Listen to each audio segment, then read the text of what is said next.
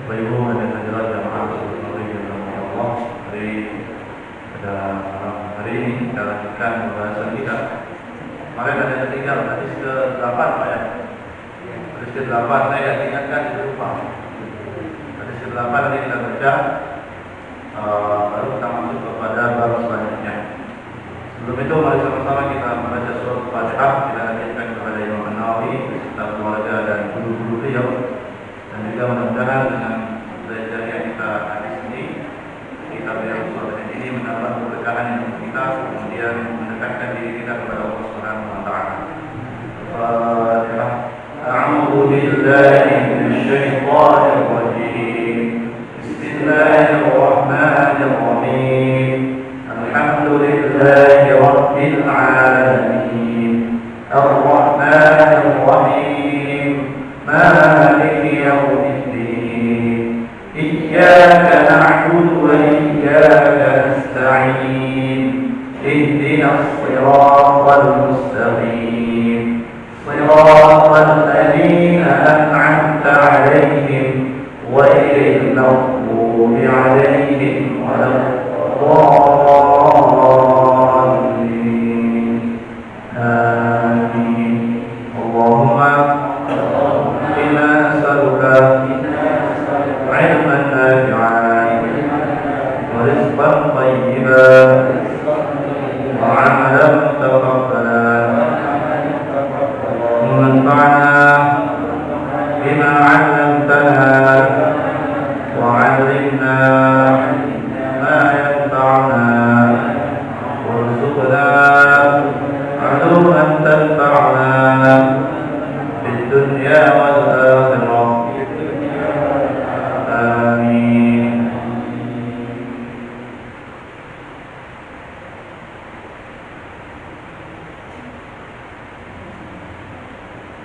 Baik, kepada Allah Subhanahu wa taala. Kita masuk hadis ke-8, kemarin yang tertinggal. Bismillahirrahmanirrahim. Allahumma shalli wa sallim wa barik ala nabiyyina sayyidina Muhammad wa ala alihi sayyidina Muhammad kama shallaita wa sallamta wa barakta ala sayyidina Ibrahim wa ala ali sayyidina Ibrahim fil alamin innaka Hamidum Majid. Bi qala wa ana bi Musa Abdullah bin Qais al-Asy'ari radhiyallahu anhu qala. Dari Abu Musa namanya Abdullah bin Qais al-Asy'ari. Jadi Abu Musa al-Asy'ari itu namanya Abdullah bin Qais al-Asy'ari. Qala, beliau berkata, Su'ila Rasulullah sallallahu alaihi wasallam 'anil rajuli yuqatilu syaja'atan wa yuqatilu hamiyatan wa yuqatilu riya'an. Rasulullah SAW ditanya tentang seseorang yang berperang dengan penuh kegagahan, dengan penuh gagah berani, wa yuqatilu hamiyatan, berperang karena kebencian atau karena ta'assub, karena golongan-golongannya, wa yuqatilu riya'an, dan orang yang berperang karena riya, karena ingin dilihat atau karena ingin disebut sebagai pahlawan. Hadis ke-8. Aidalika fi sabilillah, apakah mereka semua itu termasuk fi sabilillah? Padahal perang ini berat, karena perang ini bukan hanya sekedar mengeluarkan harta, tapi juga mengeluarkan tenaga bahkan nyawa. Maka Abu Musa al-Asy'ari bertanya, kalau menceritakan tentang seorang laki-laki yang bertanya kepada Rasulullah yang berperang tadi karena gagah berani, kemudian berperang karena kebencian terhadap suatu kaum, terhadap seseorang, kemudian berperang karena riya. Maka Rasulullah bersabda, kalau Rasulullah sallallahu alaihi wasallam, maka Rasulullah bersabda, "Man qala li takuna kalimatullahi hiyal 'ulya fa huwa fi sabilillah." Barang siapa yang berperang untuk dengan tujuan meninggikan kalimat Allah, meninggikan agama Allah Subhanahu wa taala, fa huwa fi sabilillah. Jadi siapa saja yang berperang untuk dakwah, perang itu untuk dakwah. Jadi perang itu bukan untuk balas dendam, tapi untuk dakwah.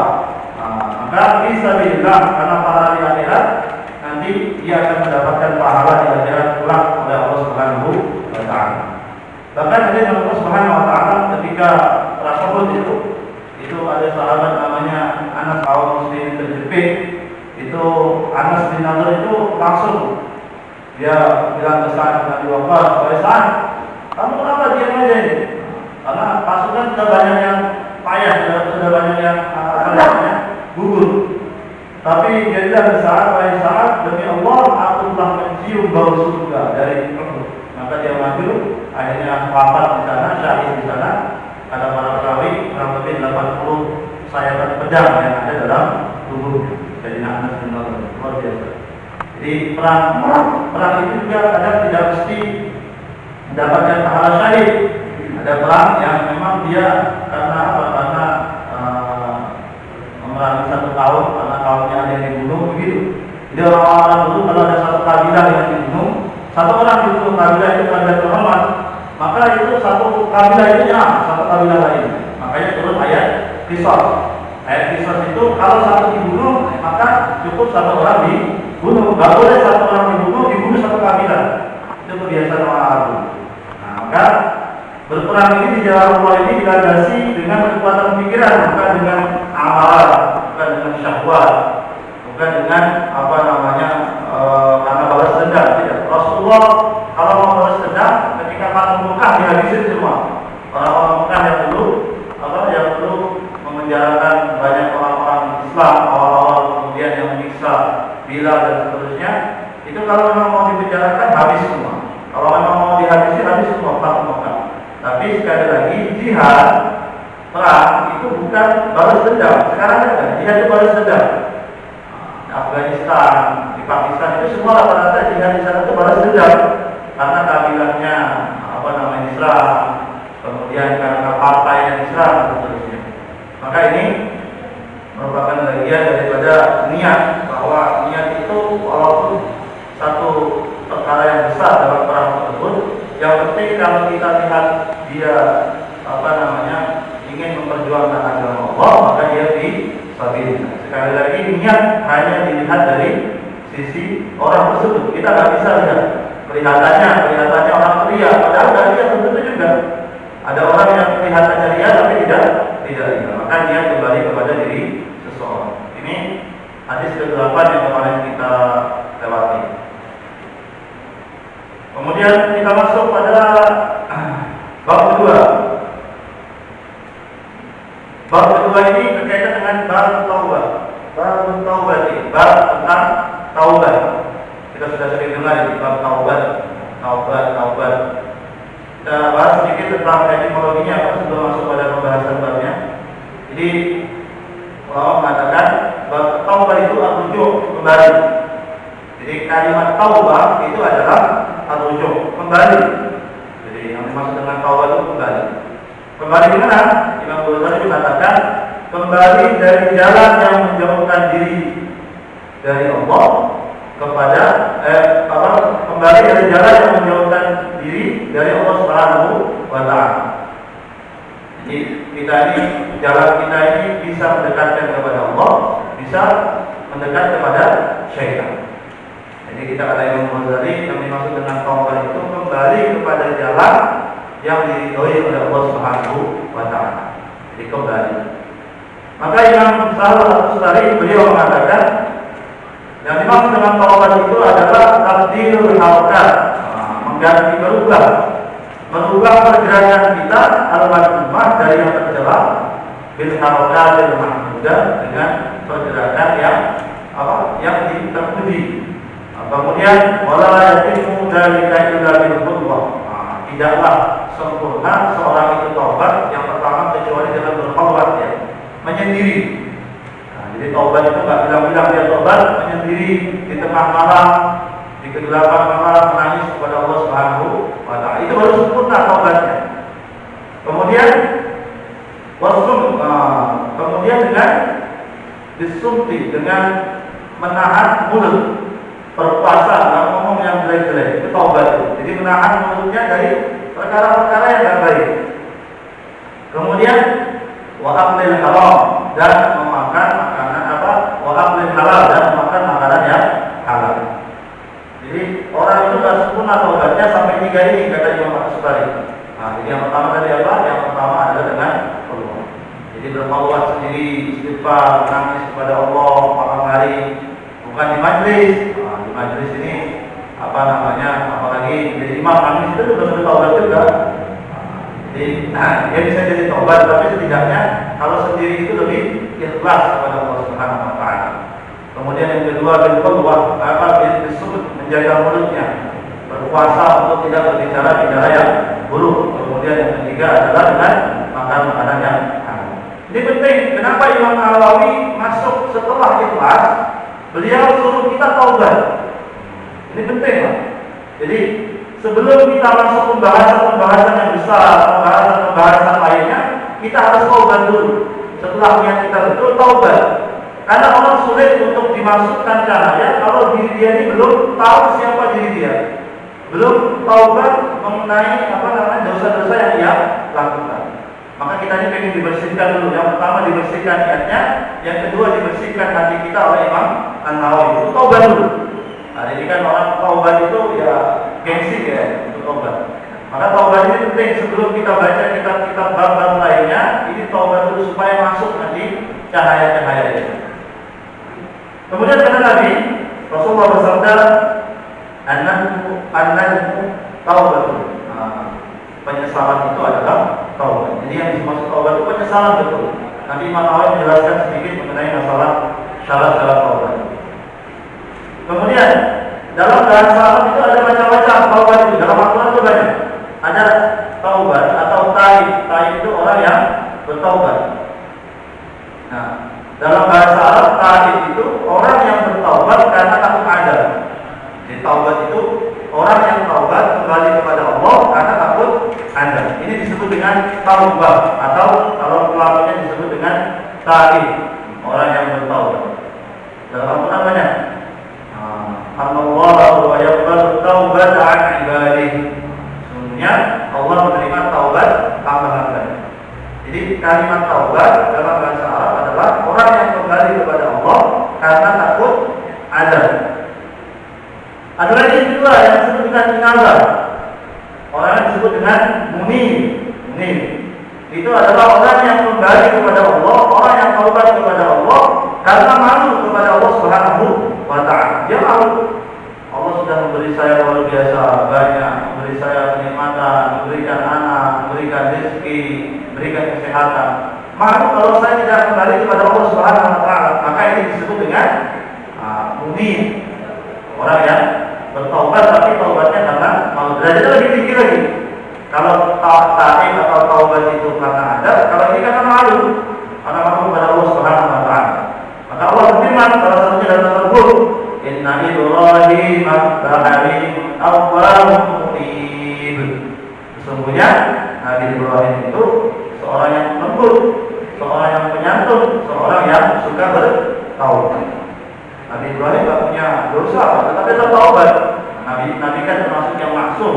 Tapi munib kata Allah Subhanahu wa Ta'ala. Artinya Nabi Ibrahim itu dia datang kepada Allah, kembali kepada Allah sebagai rasa malu, bukan karena takut azab. Kemudian ada lagi namanya awal. Awal itu kembali kepada Allah karena dia mengagungkan betul Allah Subhanahu wa Ta'ala. Dia mengagungkan. Ini lebih tinggi lagi awal. Dalam Al-Quran, "Innahum kana lil awwabina ghafura." Dia Allah Maha Pengampun kepada orang-orang yang bertaubat. Ini sama-sama taubat tetapi beda maknanya. Jadi kalau awwab itu adalah dari orang yang kembali kepada Allah. Kenapa? Karena dia mengagungkan Allah Subhanahu wa Ta'ala. Baik, lanjut kita. Ada macam-macam taubat. Nah, taubat dari yang buruk kepada yang baik, ini yang umum. Jadi ada taubat itu orang taubat kembali kepada Allah dari perkara yang buruk kepada perkara yang baik. Kemudian taubat dari yang dilarang kepada yang diperintahkan, ini juga taubat. Dia suka melaksanakan yang dilarang, kemudian sekarang melaksanakan yang diperintahkan, kembali kepada Allah untuk tidak melakukan perkara-perkara yang dilarang. Taubat dari maksiat kepada ketaatan. Nah, ini taubatnya orang umum. Taubat dari yang dibenci Allah kepada yang diridhoi. Ini taubat dari perkara-perkara yang makruh. Makruh itu kan yang dibenci. Ya, dari perkara-perkara yang dibenci kepada perkara-perkara yang diridhoi Allah Subhanahu wa Ta'ala. Yang tinggi. taubat dari yang baik kepada yang lebih baik. Ini taubatnya para nabi, taubatnya orang soleh. Dia sudah baik, Pak. Nabi-nabi itu kan taubatnya sudah baik, tapi taubatnya supaya lebih baik. Makanya nanti ada ayat, "Tubu ilallahi jami'an ayyuhal mu'minun."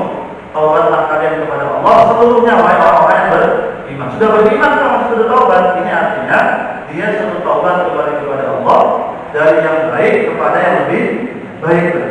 Ini yang sulit. Kita meninggalkan yang tidak baik saja sulit, apalagi yang sudah baik lebih baik.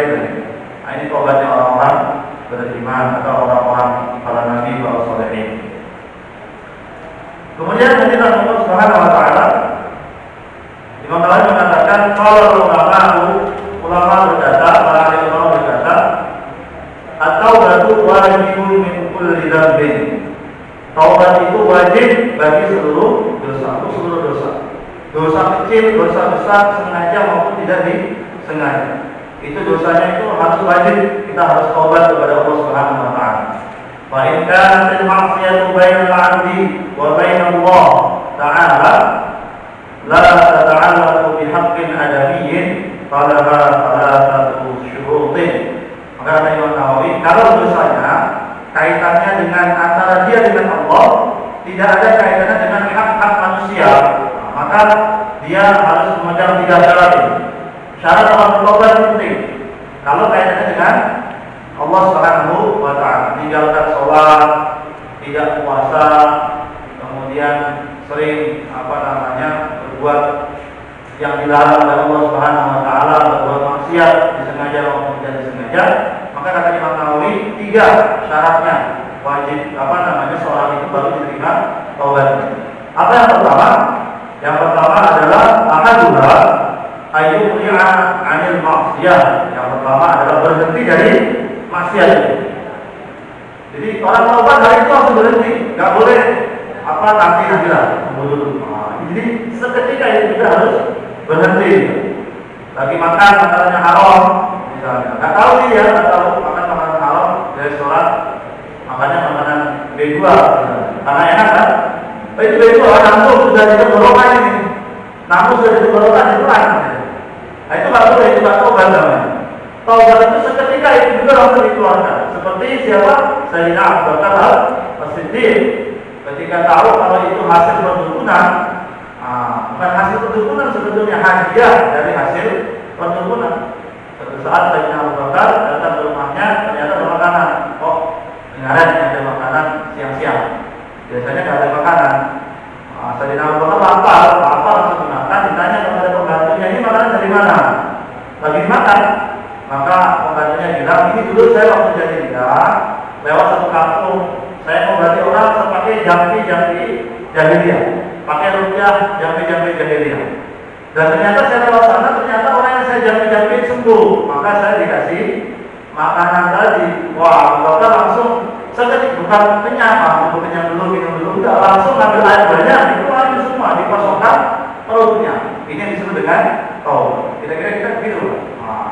Dapat bantuan kemarin dari pemerintah 600.000, 700.000. Wah, sudah beribadah, maklumlah ini. Makan aja. Ini namanya belum taubat kita. Masyaallah. Kemudian perkara-perkara yang hasil riba, hasil riba juga begitu. Nanggunglah ini. Nanggung ini untungnya besar ini hasil riba ini.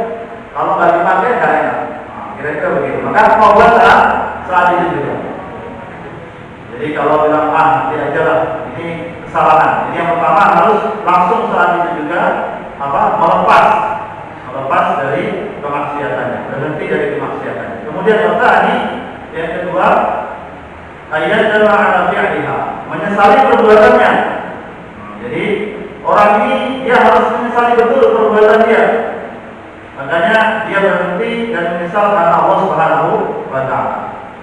Jadi ketika dia bertobat itu, setelah dia berhenti dia menyesal. Ada orang yang menyesal bukan karena Allah, menyesal karena sudah ditangkap polisi gitu.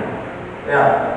Orang narkoba sudah ditangkap polisi digebukin, baru dia nyesal. Biasanya nyesel Pak. Pencuri juga begitu. Ada orang yang selingkuh ketahuan istri baru nyesel. Ini bahaya. Jadi nyesalnya bukan karena Allah Subhanahu wa taala. Jadi syaratnya tadi yang kedua adalah dia harus menyesal betul-betul karena Allah Subhanahu wa Ta'ala. Ada orang berzina, dia menyesal karena menyesalnya apa? Menyesalnya karena videonya disebarin, lalu nanti sebarin akan menyesal kira-kira. Makanya penting untuk apa? Untuk bertobat dan menyesal. Ada ustaz-ustaz mungkin yang apa namanya yang memfitnah orang dan sebagainya. Dia menyesal, tapi menyesal karena takut pengikutnya hilang. Takut yang jamaahnya nanti gak ada lagi yang undang. Kira-kira begitu. Nah ini yang kedua. Yang ketiga hadis Allah Subhanahu wa Ta'ala adalah wasariqu ayyazima alla yamuta ilaiha abadan. Nah ini penting. Yang ketiga syarat taubat itu adalah berazam. Berazam itu tekad yang kuat supaya tidak kembali lagi dengan dosa yang sama. Dia nggak pulang selama-lamanya. Ini termasuk kata para ulama, termasuk tidak berteman dengan pelaku maksiat. Jadi kalau sudah taubat itu sudah nggak usah teman lagi. Termasuk orang narkoba. Kemarin ada saudara saya itu dari istri itu kena narkoba. Itu harus dijauhkan dari teman-temannya. Karena nanti dia mungkin sudah taubatnya betul, kemudian dia sudah betul-betul meninggalkan saat itu, kemudian menyesal. Tapi kalau temannya ini tidak baik, maka dia akan kembali lagi kepada hakikat asal. Apalagi narkoba, bahaya juga. Maka ini penting, salah satunya adalah untuk tidak lagi berteman dengan pelaku maksiat tersebut. Nah, kata para ulama, taubat harus disegerakan. Jadi sesegera mungkin taubat itu, jangan nanti dulu. Nanti dia kalau masih ada umur. Terutama orang yang suka menjalankan sholat, itu taubatnya begitu, harus sesegera mungkin. Jangan sampai kita tunda-tunda, tapi nanti mau datang. Makanya ibu-ibu ini penting. Orang ibu-ibu kadang sering ada orang-orang ibu-ibu ini yang sering menunda-tunda sholat. Maka ibu-ibu yang suka menunda sholat zuhur, nanti jam 2. Ternyata jam 2 haid. Jam 2 haid. Itu dianggap meninggalkan sholat dengan sengaja. Dianggap meninggalkan sholat dengan sengaja. Makanya ibu-ibu itu penting, walaupun tidak wajib ke masjid, tidak disarankan ke masjid, minimal kalau sudah ada langsung sholat. Hari Jumat juga begitu. Hari Jumat walaupun tidak datang ke masjid, di rumah mustajabnya doa ibu juga di rumah. Tunggu ketika ada sampai ketika iqamah, doa di situ. Di situ banyak fadilah keutamaan. Nah ini penting. Kemudian Nabi Allah Subhanahu wa Ta'ala kata Imam Nawawi, fa in fuqida ahadu thalatha lam tasih taubatu. Kalau 3 syarat itu tidak dipenuhi, jadi meninggalkan langsung, kemudian yang kedua dari apa? Menyesali perbuatannya, tidak mengulanginya lagi. Kalau ini 3 tadi dipenuhi, tidak sah taubat. Ini taubat sangkal, kira-kira begitu. Tidak sah taubatnya. Maka kata Imam Al-Ghazali, beliau mengatakan bahwa taubat itu yang baik selain 3 syarat tadi harus dilandasi yang pertama dengan ilmu, dengan ilmu. Ilmu bahwa dia tahu ini salah. Masalahnya begini, kita kadang melakukan itu kita nggak tahu itu salah. Kita nggak tahu itu perkara yang haram karena nikmat, karena kebiasaan, akhirnya dianggap sesuatu yang biasa. Makanya orang taubat itu yang pertama harus tahu ilmunya dulu. Tahu ilmu ini dosa atau tidak, ini dicintai Allah atau tidak, ini diridhoi oleh Allah atau tidak, ilmunya itu. Kemudian yang kedua, hadis Allah Subhanahu wa Ta'ala, keadaan. Jadi keadaan begini, keadaan yang dulu kita sesali. Ya Allah, saya ridho dengan ketetapanmu yang dulu, yang sekarang maka tidak diulangi lagi. Yang akan datang dia berjanji seumur hidup untuk tidak mengulangi perbuatannya sampai akhir hayatnya. Ini kata Imam Al-Ghazali. Kemudian hadis Allah Subhanahu wa Ta'ala dilandasi juga dengan perbuatan. Jadi tobat selain 3 tadi langsung dibarengi dengan perbuatan. Langsung di perbuatan baik, sholat, kemudian puasa, kemudian dan lain-lain. Jadi harus dilandasi dengan perbuatan. Kaitannya dengan kepada Allah, hutang seperti sholat itu harus digodok secepat mungkin. Apalagi kita meninggalkan sholat karena apa? Karena sengaja, malas dan seterusnya. Ada orang tanya kepada saya 2 minggu lalu, boleh bolehkah saya dulu tinggalkan sholat 2 tahun, saya ikut istighfar atau bersedekah? Istighfar atau bersedekah? Maka jawaban saya dulu pernah dikasih jawaban oleh seorang ustaz itu, dia begini, kira-kira ada orang nih punya hutang sama jenengan, ya, saya punya hutang sama jenengan. Saya punya hutang dan saya bayar hutangnya, saya cuma bilang Pak maaf Pak ya, saya belum bisa bayar. Ini saya kasih hadiah. Ini saya kasih hadiah. Hutang sudah bertahun-tahun tidak dibayar. Kira-kira hutang saya lunas atau enggak? Ya Bu? Enggak lunas ya? Enggak akan lunas. Dia dimaafin. Nah, karena telat bayar dimaafin. Tapi sebelum saya bayar hutang saya tidak lunas. Begitu juga sholat kepada Allah itu hutang. Jangankan yang ditinggalkan secara sengaja, tidak sengaja karena tidur saja dalam hadis itu disuruh diperintahkan untuk sholat. Maka sholat atau maksiat apa dibanding hadidah gagal. Barang siapa yang tidur ketinggalan sholat atau lupa, maka dia harus mengerjakan ketika dia ingat. Orang yang tidur ada betul, orang yang lupa ada betul. Kalau dia ingat langsung dia kerjakan. Apalagi yang jelas-jelas dia tahu, dia sadar, dia malas, dia sengaja meninggalkan sholat, maka hutangnya kepada Allah lebih besar lagi. Nah, kira-kira begitu. Jadi tidak bisa sholat itu dikodok dengan bayar sedekah, dengan cuma istighfar dan seterusnya. Yang diampuni dosanya oleh Allah, tapi hutangnya masih ada. Lain halnya kalau sudah berusaha, ada orang yang saya pernah dengar itu ada orang 50 tahun tidak pernah sholat. Coba bayar 50 tahun tidak pernah sholat, dia Islam. Setelah itu dia 10 tahun di modal terus Islam, kemudian meninggal, maka itu urusannya kepada Allah Subhanahu wa Ta'ala. Jadi ada taubat yang tidak punya tanggungan, ada taubat yang ada tanggungan. Nah, kepada Allah juga begitu. Kemudian, wa in kanat al-ma'siyatu tata'allaqu bi adamiyyi fa syurutuha arba'ah. Nah, tadi kan kaitannya kita punya maksiat, punya dosa kepada siapa? Kepada Allah. Sekarang kita punya dosa kepada sesama manusia. Nah, ini dibedakan dosa kepada Allah, dosa kepada manusia. Dosa kepada manusia, taubatnya 4 caranya. Yang pertama, yang kedua, yang ketiga seperti yang tadi. Ya, meninggalkan maksiatnya, kemudian apa tadi kedua? Menyesali perbuatannya, yang ketiga tidak mengulangi lagi sampai akhir ayat. Nah, yang keempat ditambah, kata Imam Nawawi, yang keempat adalah apa? Ayat roha min haqqi sahibiha. Jadi yang keempat itu adalah mengembalikan hak yang kita ambil dari manusia tersebut. Mengembalikan hak yang kita ambil dari manusia tersebut. Fa in kana malan aw nahwahu raddahu ilaihi. Kalau yang diambil itu adalah harta, uang dan sebagainya, maka harus kita kembalikan kepada orang yang punya. Jadi taubatnya tidak hanya taubat saja, tetapi harus dikembalikan apa yang diambil hak orang tersebut. Apa mencuri diambil, dikembalikan.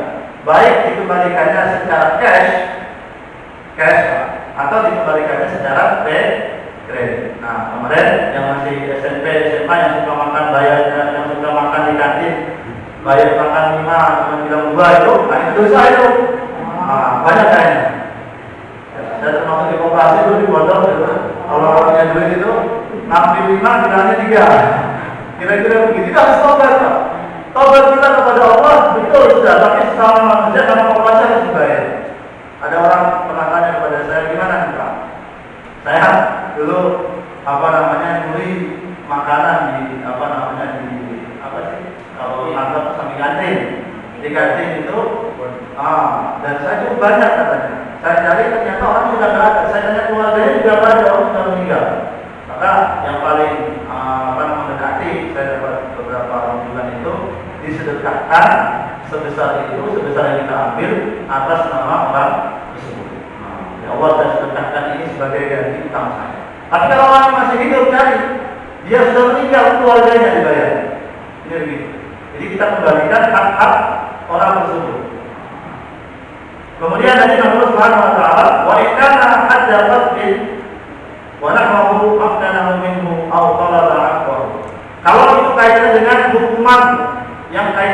hukuman yang ada takdirnya, ada hukumannya, seperti al-qadar. Qadar itu menuduh tanpa bukti, Pak.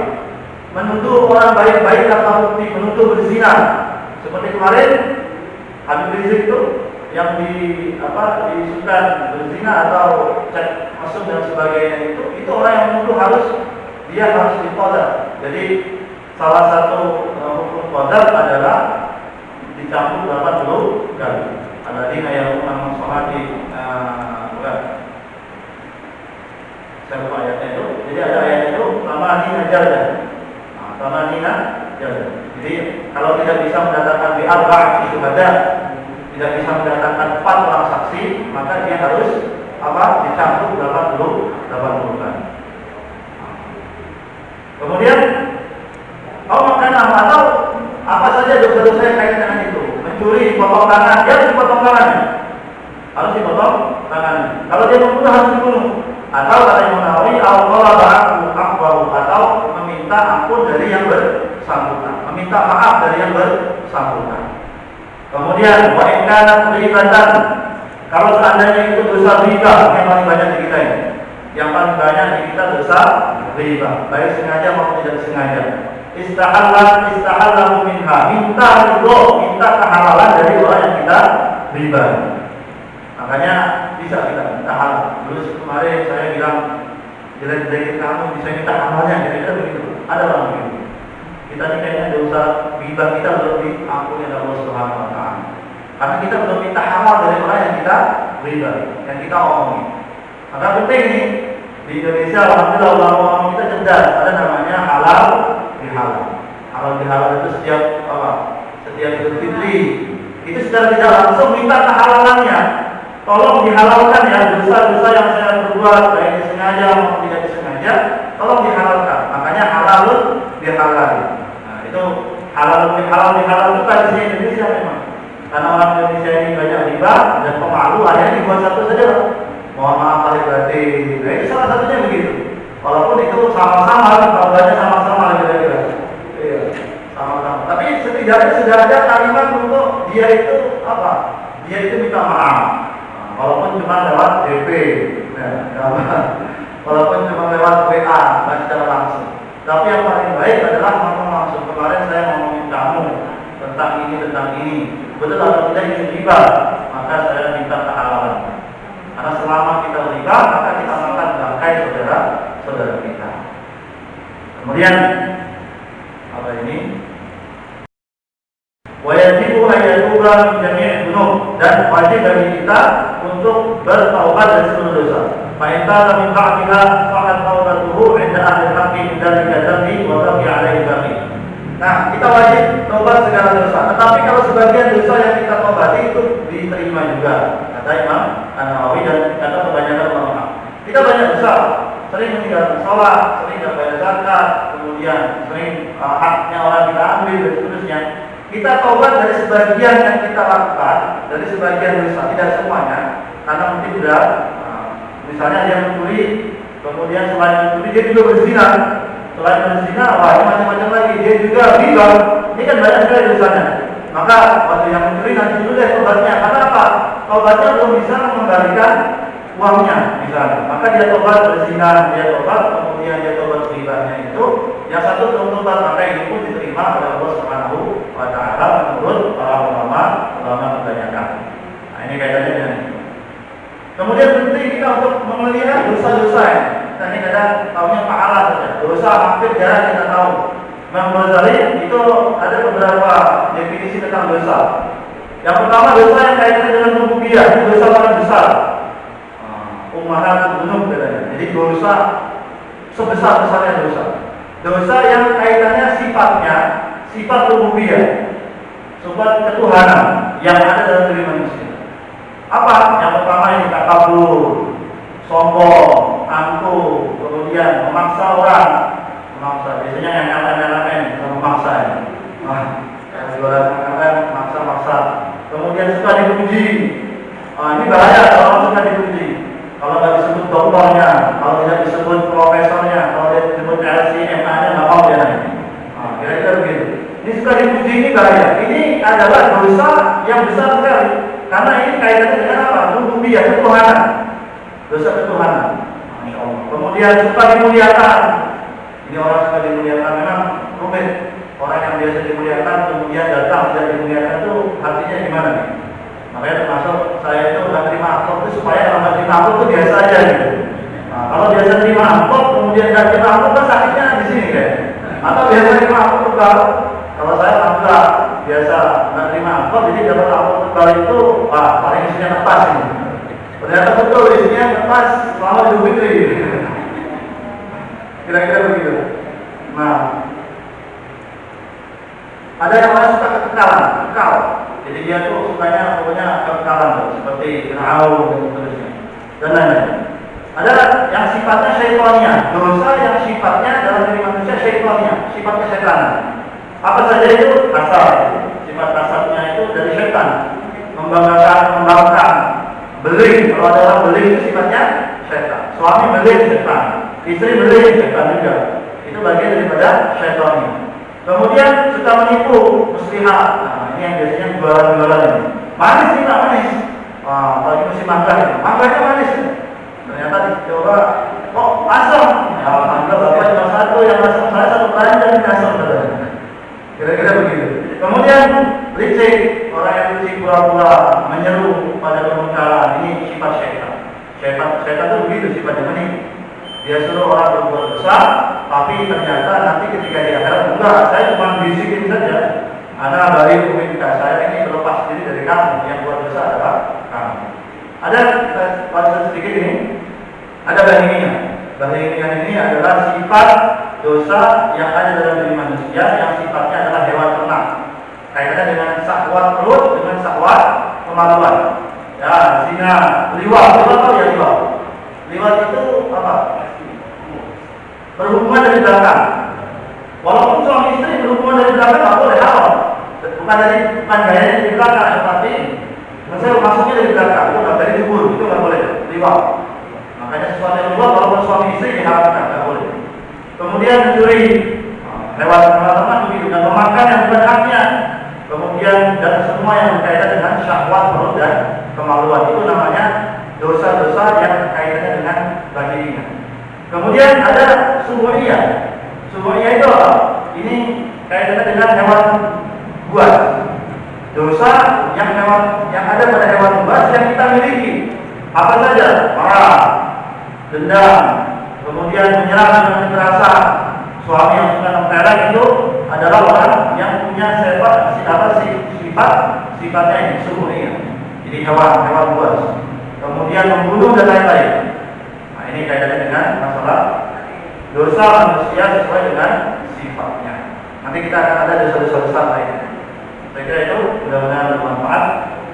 Maka ada Imam Al-Ghazali, mustahil orang itu bertobat kalau dia tidak tahu jenis dosa yang dia miliki.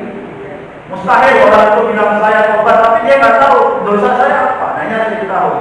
Dari mana? Nanti ada cara-cara dari mana? Ini kalau pelajaran tasawuf banyak lagi berkaitan dengan taubat. Tetapi setidaknya kita sedikit tahu berkaitan dengan dosa-dosa. Dosa mana yang biasa kita punya, itulah yang kita hadapkan kepada Allah Subhanahu wa Ta'ala untuk taubat. Demikian, mudah-mudahan kita